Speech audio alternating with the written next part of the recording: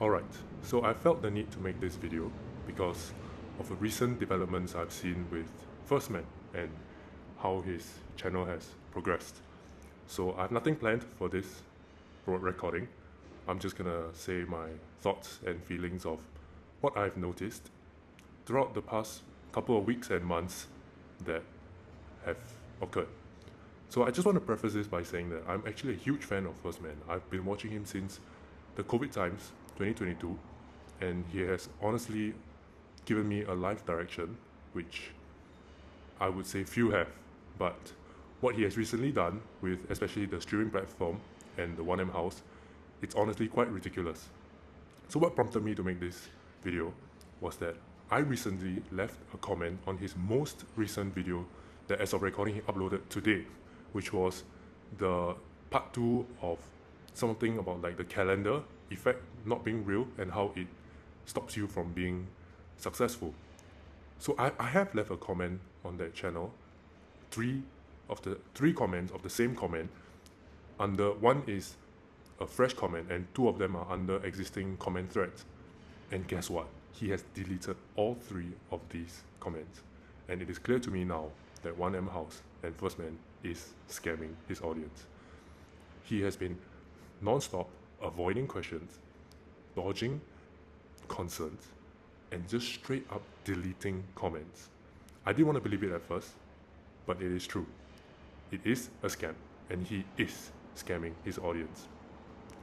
As of recording, yesterday, his two other videos, which he did not have his comments turned off, which were the male advantage traps, along with the normal man to high value man switch, that those two videos, those comments were there. And because of his recent deleted comments, the recent videos which he has deleted his comment section, those videos had the most amount of backlash, because I believe that's where people flocked to voice out their concerns, and it's just the most recent video which the comments were turned on. And I'm sure he noticed this. I'm sure he recognized this, and he just decided to turn those off.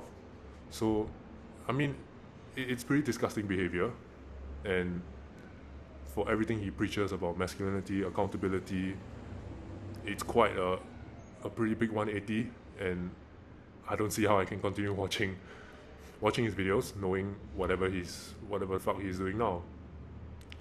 So that's what prompted me to make this video, and I'm sure a lot feel the same, and that's why I feel like I want to voice out my opinions on this as well.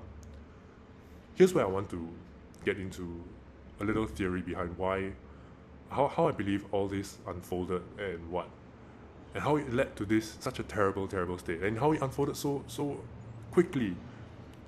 So I believe that throughout his whole time selling supplements, the ebooks, the Better Looking Man course, the natural diuretics, and the supplements, the boxes, all those, I do believe he made a decent living off of those. Like, I have no idea how much. I don't remember him specifically saying. I think it was about 30,000 a month. I'm not sure. I mean, in his recent videos, he's saying he's making about 100,000 a month, which I think is total bullshit at this point. So I don't know how much you can believe his words, but at the very least, he could make a decent living, which I think is quite. I'm quite sure of that, because there are probably proper sales, and it's supplements, it's ebooks, and yeah. So what I believed was that he saw what all the other people in this space were pushing towards. You know, all your Tates, your Hamzas, your Jack Hopkins, and of course Iman Gaji as well. So 1stman must have seen all this, and he wanted to basically play in the big leagues, you know, to join those big boys. And in his opinion, I would believe the streaming platform was his ticket to get to the big boys league.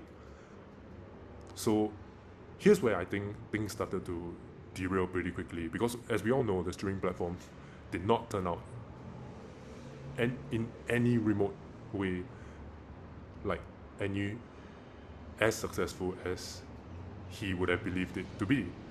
And say what you want about Tate, but the way he structured Hustlers University is honestly a masterclass in how to do a lean startup. So for those of you who didn't know, I'm sure most know, but Hustlers University in its original form was on Discord. Everything was on Discord. It was totally free for Tate, I believe. He probably had to just pay his professors, and he roped in his cousin Luke to basically facilitate the whole thing. And then only when I think it grew pretty big to about 60,000 subscribers to the subscriptions of the membership, then only then he decided to build out his own app and website called The Real World, which obviously everybody knows of as it is today. And throughout this whole process, it was extremely risk-free for Tate himself, because he would only use the money that he generated from the existing subscriptions to pivot to a proper app on his own. And people who already pay, they are not going to leave just because, of course, when the new app launched, it was pretty bad. It was slow, it was laggy, but people are not just going to leave because of a poor app when they found value in the Discord channels. People are just going to stay patient, you know. And over time, as of now, the app is fantastic. It is smooth, it is fast, it is intuitive, and the bugs are, there were a lot of bugs in the early days, which are mostly gone as of currently.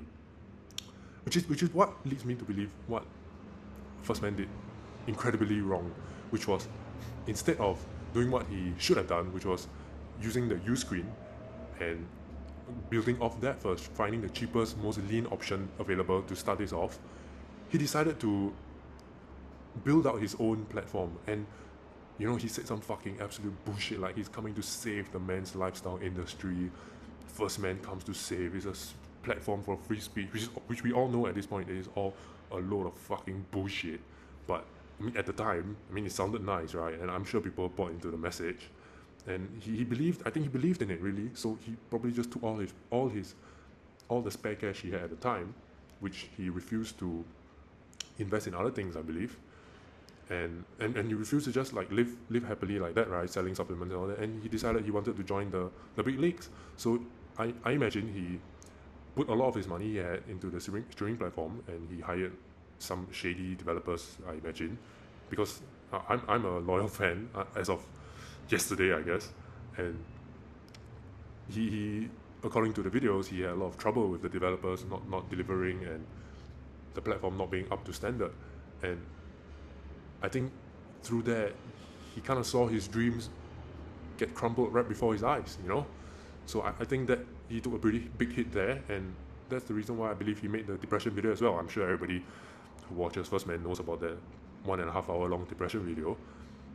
And I think that was what made him depressed, because that's his lifelong dream, right? And you see it just getting trashed right in front of you. Even back then, his reputation was already getting damaged. As there's another video I watched on this, a small channel, which about 100-200 views on that video, but there were a lot of concerns with the streaming platform itself, not delivering, not answering the questions, flying to fucking Marbella when people lifetime the donations, people were waiting for their shit to come. So that's why he was depressed. And then I think things are just not working out well, you know. So he tried, which there was another video about 1stman being a scam.